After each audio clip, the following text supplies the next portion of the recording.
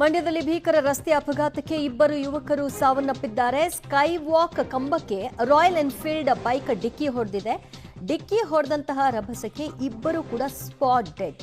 ಮೃತರ ದೇಹಗಳು ಛಿದ್ರವಾಗಿದೆ.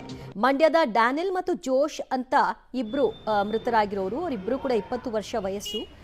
ಬೆಂಗಳೂರು ಮೈಸೂರು ಹೆದ್ದಾರಿಯ ಸರ್ಕಾರಿ ಮಹಿಳಾ ಕಾಲೇಜಿನ ಬಳಿ ನಡೆದಿರುವಂತಹ ದುರ್ಘಟನೆ ಇದು. ಭೀಕರ ಅಪಘಾತಕ್ಕೆ ಯುವಕರಿಬ್ಬರ ದೇಹ ಛಿದ್ರವಾಗಿದೆ. ಮೃತದೇಹಗಳು ಮಂಡ್ಯ ಮಿಮ್ಸ್ ಶವಾಗಾರಕ್ಕೆ ರವಾನೆ ಮಾಡಲಾಗಿದ್ದು ಪೋಸ್ಟ್ಮಾರ್ಟಂನ ನಂತರದಲ್ಲಿ ಹಸ್ತಾಂತರ ಮಾಡುವಂತಹ ಪ್ರಕ್ರಿಯೆಗಳು ಆಗುತ್ತೆ.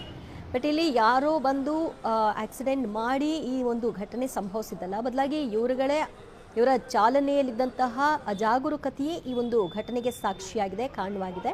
ಸ್ಕೈ ವಾಕ್ ಕಂಬಕ್ಕೆ ರಾಯಲ್ ಎನ್ಫೀಲ್ಡ್ ಬೈಕ್ ಹೊಡ್ಕೊಂಡಿದೆ. ಅದರ ಪರಿಣಾಮವಾಗಿ ಬೈಕ್ನಲ್ಲಿ ಹೋಗ್ತಾ ಇದ್ದ ಇಬ್ಬರು ಯುವಕರು ಕೂಡ ಡೆತ್ ಆಗಿದೆ. ಮತ್ತಷ್ಟು ಮಾಹಿತಿ ಪಡೆಯೋಣ ನಮ್ಮ ಪ್ರತಿನಿಧಿ ರೋಹಿತ್ರಿಂದ. ರೋಹಿತ್, ದುಬಾರಿ ಬೈಕ್ ಕೈಯಲ್ಲಿ ಒಂದಿದ್ರೆ ನಾವೆಲ್ಲಿದ್ದೀವಿ ಅನ್ನೋ ಪ್ರಜ್ಞೆನೂ ಕಳ್ಕೊಂಡ್ಬಿಡ್ತಾರೆ ಕೆಲವರು. ಅದೇ ರೀತಿಯ ಘಟನೆನ ಈ ದುರಂತ? ದಿವ್ಯಾ, ಇವರಿಬ್ರು ಏನು ಆಕ್ಸಿಡೆಂಟ್ ನಲ್ಲಿ ಸಾವನ್ನಪ್ಪಿರುವಂತಹ ಇಬ್ರು ಯುವಕರು ಕೂಡ ನಿನ್ನೆ ಮೈಸೂರಿನ ದಸರಾ ಲೈಟಿಂಗ್ ಹೋಗಿರ್ತಾರೆ. ಇದಾದ ಬಳಿಕವಾಗಿ ಬೆಳಗ್ಗೆ ವಾಪಸ್ ಬೆಳಗ್ಗೆ ಜಾವ 3:30-4 ಗಂಟೆ ಬಂದಂತಹ ಸಂದರ್ಭದಲ್ಲಿ ಈ ಒಂದು ಅಪಘಾತ ಆಗಿರುವಂತದ್ದು. ಪೊಲೀಸರು ಹೇಳುವಂತಹ ಪ್ರಕಾರವಾಗಿ ಇವರು ಓವರ್ ಸ್ಪೀಡ್ ನಲ್ಲಿದ್ರು.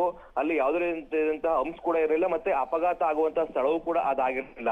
ಇವರು ದುಬಾರಿ ಬೈಕ್ ನಲ್ಲಿ ಹೆಚ್ಚು ಕಡಿಮೆ ಒಂದು 100-150 ಸ್ಪೀಡ್ ಅಲ್ಲಿ ಬರ್ತಾ ಇರ್ತಾರೆ. ಈ ನಿಟ್ಟಿನಲ್ಲಿ ವೇಗದ ಮಿತಿ ಹೆಚ್ಚಿದಿಂದಾಗಿ ನಿಯಂತ್ರಣಕ್ಕೆ ಸಿಗಲ್ಲ. ಈ ನಿಟ್ಟಿನಲ್ಲಿ ಏಕಾಏಕಿ ಬೈಕ್ ಆರಿ ಪಕ್ಕದಿದ್ದಂತಹ ಬ್ಯಾರಿಕೇಡ್ಗೆ ಡಿಕ್ಕಿ ಹೊಡೆದಂತಹ ಪರಿಣಾಮವಾಗಿ ಇಬ್ಬರ ದೇಹವು ಕೂಡ ಈಗ ಛಿದ್ರ ಆಗಿರುವಂತದ್ದು.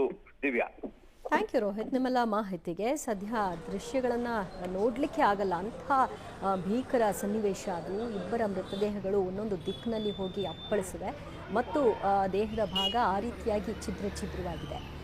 ದುಬಾರಿ ಬೈಕ್ಗಳಿದ್ದಾಗ ಸ್ವಲ್ಪ ಜೋಶಲ್ಲಿರ್ತಾರೆ.